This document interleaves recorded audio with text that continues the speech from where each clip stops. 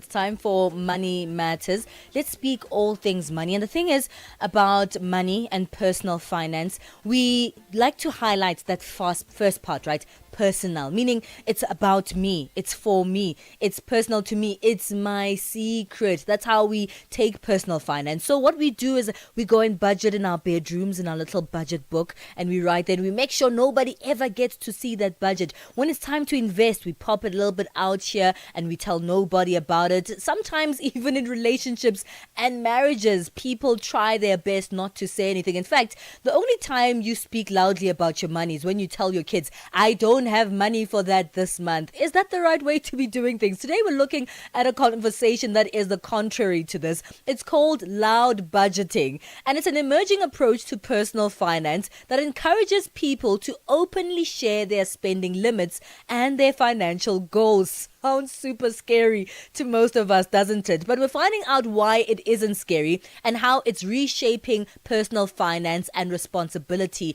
as well as the management of our money. Joining us on the line is Tsungai Masendeke, certified financial planner and director at IWCP Preventers. Tsungai, thank you so much for joining us. Good morning. Good morning, Valessa. Good morning to your fantastic listeners. Oh my goodness, I love this. This is probably my best topic ever. So let's get right into it, Palette. So, Tsungai, loud budget. yes. What is this thing? Okay. So, it really just means taking a proactive, a transparent, and a vocal approach when you're talking about money. And quite interestingly, when I went through our history, even from a financial perspective, we've been doing loud budgeting. We just didn't know What? that it had a Yes, girl, we have been doing loud budgeting, and I'm about to share exactly how it's been done previously.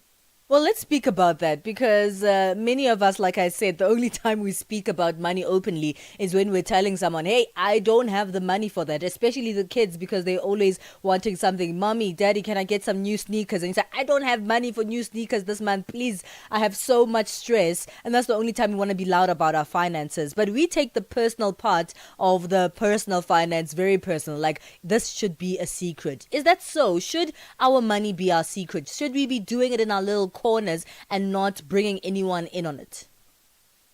Absolutely not, Palesa. And one key example I actually want to talk about where we have been doing loud budgeting for years and years on end is stokvels. So if you think about the premise Hmm. of a stokvel, it's individuals that come together that have a shared goal, and that goal could be buying groceries at the end of the month. It could be making sure that we can actually bury our loved ones when they pass away.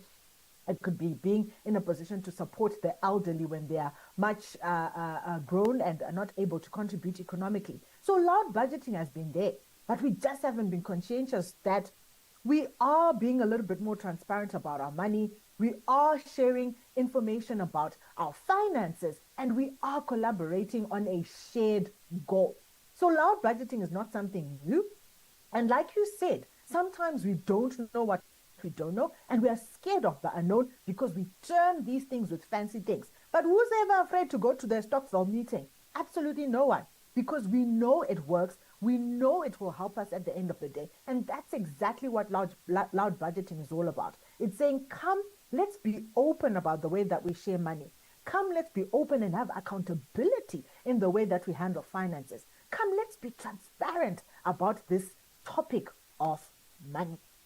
Okay, I hear you. I hear you because the stockfells have something that have existed in our African communities for a very long time, and people come together and say this is how much we're putting aside. But outside of that stockfell meeting or that shared money place, who else should we be telling about our money? Because outside of that, many people who even those who are part of these stockfells are still keeping their money matters very very secret and private.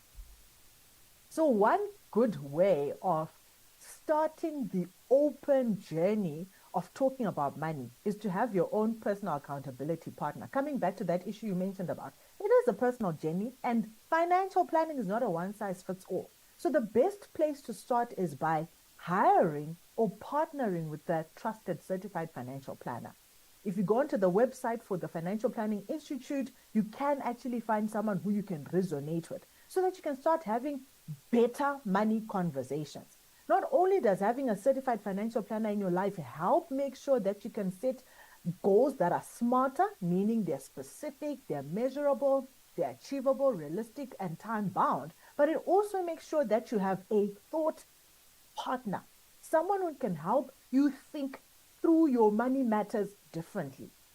I've found situations in some instances when I'm consulting with clients where people think this big, hairy, audacious goal is unrealistic, it's unachievable. But because I come with a fresh perspective, a new lens of eyes, a new way of thinking through things, what happens is all of a sudden we put together a plan, we continue conversing about this tough topic on money, and within a year, 2 years, people are mind boggled how they were actually able to achieve their goals. So there's nothing impossible, Palesa. Get yourself a certified financial planner as a starting point to help you become more comfortable about talking about money. But another challenge I want to put to our audience today is at the Christmas dinner, all right? Don't be talking about Bram Swelly's new car. Initiate the conversation about investing. And you know what? Investing doesn't have to be this fancy thing that only the people in gray suits and black suits do. We can actually start investing ourselves. We can invest in our cousin's business as a start. We can invest in brands and companies that we already know. And I'm always encouraging females, instead of buying the Louis Vuitton bag, own the Louis Vuitton shares.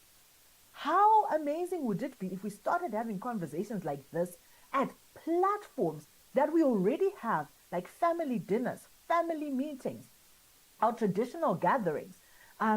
Let's not be afraid to have this conversation about money, because the only way, even as a child, you get better at speaking isiXhosa, Zulu, Afrikaans, is if you keep speaking it, all right? You start as a toddler and you keep working at it until you become a pro and you're now talking to people in boardrooms or at conferences. Same thing with money. You're not going to get any better at it unless you keep talking the language. And that's what we're encouraging. Yeah. Go for loud budgeting. All right. We'll come back and speak a little bit more about this loud budgeting. So guys, stay on the line with us. We'll continue this conversation after the break. The G20 Summit through African eyes, live updates, and expert voices only on Channel Africa. Africa, voici Abedi. Oui, c'est moi. Abedi est un passionné de musique dans l'âme. Il a un goût pour toutes sortes de musique et passe ses journées à écouter Channel Africa. J'aime beaucoup la musique africaine. OK. Devinez quoi? Channel Africa veut aider Abedi et les mélomanes du monde entier à découvrir encore plus de musique incroyable. C'est pourquoi Channel Africa appelle les artistes africains à soumettre leur musique. Chers artistes, n'oubliez pas de nous fournir toutes vos informations pertinentes à l'email adresse musique@channelafrica.co.za. Les soumissions sont votre chance d'être entendues, mais elles ne garantissent pas une playlist. Toutes les soumissions seront soigneusement examinées pour voir si elles répondent aux exigences de notre station. Channel Africa, la perspective africaine. Hashtag on the move and connect with us. Certified financial planner Tungai Masendek is joining us today to speak about loud budgeting. You're still listening to Money Matters. Tungai, you spoke about sitting, at the Christmas table and saying, "Hey guys, let's start and invest. Let's, speak about money." But there's a danger somewhere, in terms of like, what exactly is your intention when you start loud budgeting? Because if I tell anyone who will listen, my family members, my friend, about my money and my budget, sometimes chances are I'm going to have more people knocking on my door saying, "Hey, can you borrow me 500? Because I know now how much you have for the investment. Come on, you'll invest next month. I know you have 500 there to invest. Hey, can you borrow me 2,000? Because remember when we spoke about your money, you said that's how much you save every month. So give me some from your savings, man. You'll bring it back again next month." Is loud budgeting dangerous, Tungai? You know what? That is such an honest question. And I love it because that's probably how 80% of the people listening to this are actually thinking. If I become too transparent, that made me a soft target. Will I now become the mashonisa for the whole family? Yeah. All right. And you know what? Fear is only there as long as you don't have enough evidence about the reality.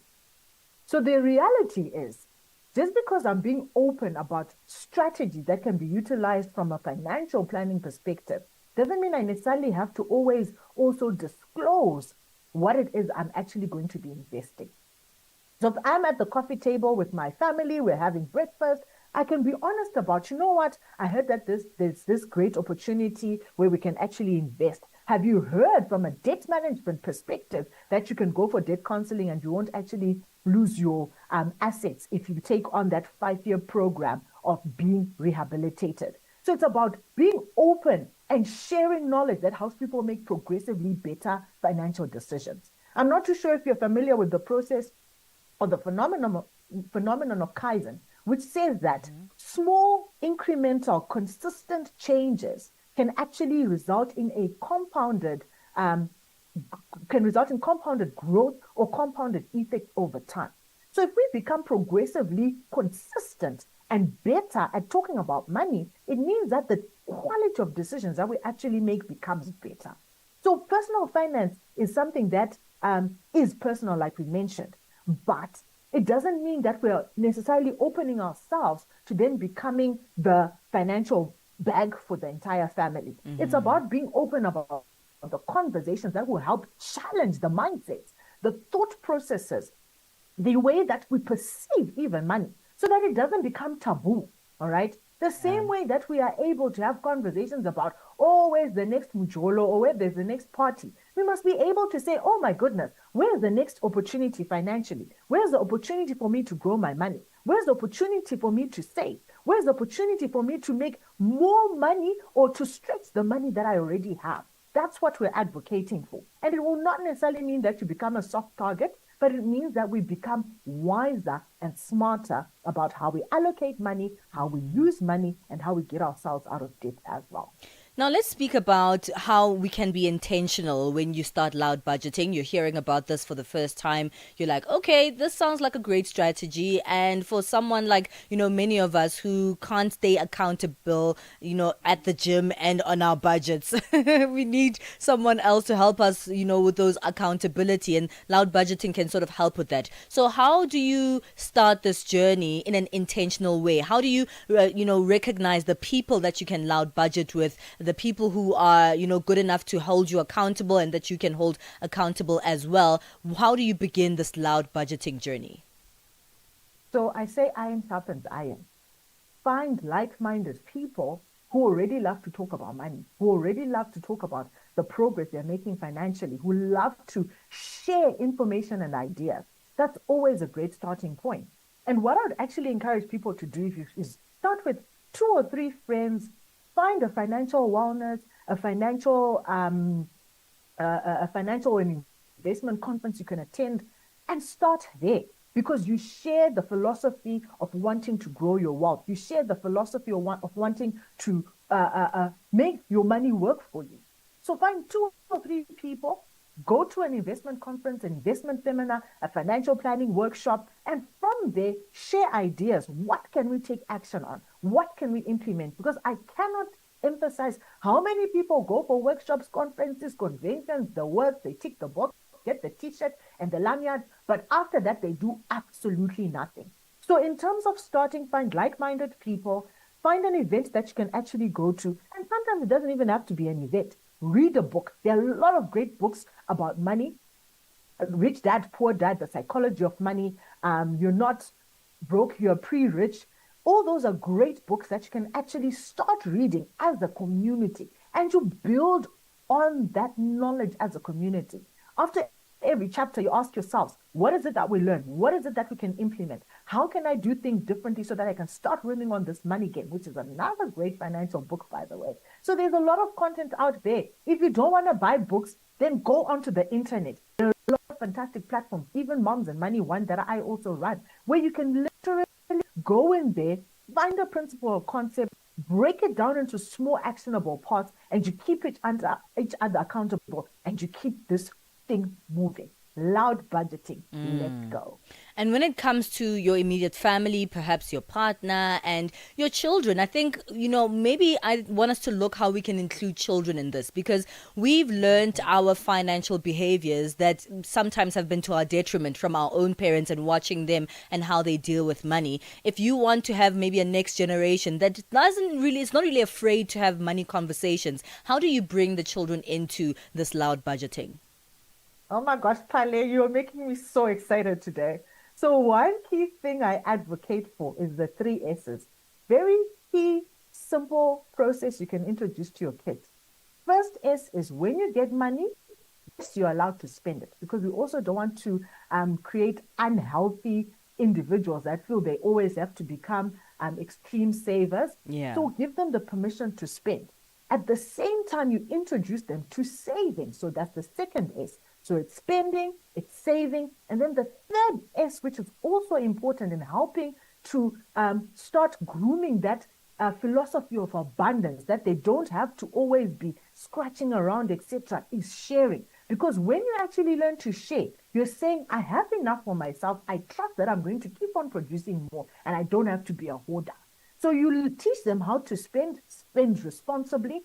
You teach them how to save. You teach them how to invest also in things that will help them to generate more interest through compounding, and to teach them how to share. So 3 key principles: for every 100 Rand, every 50 Rand you give your child, let them have 3 jars: the spend jar, the save jar, and the share jar. And give them the opportunity to start deciding, how much do I allocate to each of these jars? And progressively, as they become better, you level it up. So if in the beginning they're spending 80%, sharing 10%, and saving 10%, you start incentivizing them by giving them a little bit of interest for every amount that they actually save. So they start then to shift from more spending to more saving, because they understand, the savings jar is actually growing.